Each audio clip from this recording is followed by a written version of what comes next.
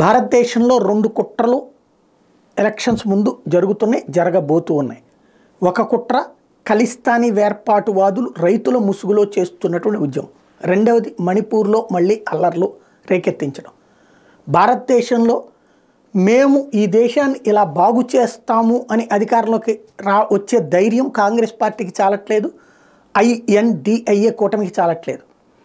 ఇదిగో ఆర్థికంగా ఎట్లా అభివృద్ధి చేస్తాం, లేదా సహజ వనరులను ఎట్లా అభివృద్ధి చేస్తాం, లేదంటే కనుక ప్రస్తుతం దేశంలో ఉన్నటువంటి ఈ సమస్యలకి ఇదిగో మా దగ్గర ఈ పరిష్కారం, ధరల పెరుగుదలకి ఈ పరిష్కారం ఉంది, లేకపోతే భవిష్యత్తులో కూడా ధరలు పెరగకుండా ఒక 5 ఏళ్ల పాటు రూపాయి పెరగకుండా మేము చూస్తాం, అంతర్జాతీయ ఆర్థిక వ్యవస్థను బాగు చేస్తాం, అలాగే పేదలకు ఇది ఇస్తాం, మధ్యతరగతికి ఇది ఇస్తాం, ఇట్లాంటివి చెప్పట్ల కాంగ్రెస్ పార్టీ. కానీ ఒక భావోద్వేగాలు రెచ్చగొట్టేటటువంటి చర్యలకే పాల్పడతా. అంటే మనకి అనుకూలత రానప్పుడు ఎదుటి వాళ్ళకి వ్యతిరేకత సృష్టిద్దాం అనేటువంటి ధోరణే ప్రస్తుతం నడుస్తుంది.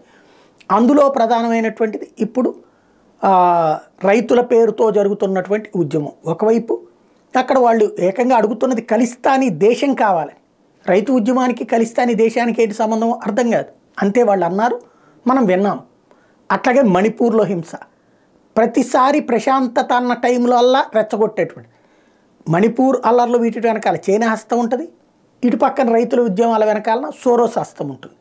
వీటన్నిటికీ ఇక్కడ కూర్చుని ఆపరేషన్ బి నడిపేటువంటిది కాంగ్రెస్ పార్టీ. ఇది ప్రయోజనమా నష్టమా అంటే దేశాన్ని అస్థిరపరచాలి ఎన్నికల ముందు అనేటువంటి కుట్ర కిందసారి పుల్వామాలు పఠాన్కోట్లు కాకుండా ఈ కొత్త కుట్రలు నడుస్తున్నాయి.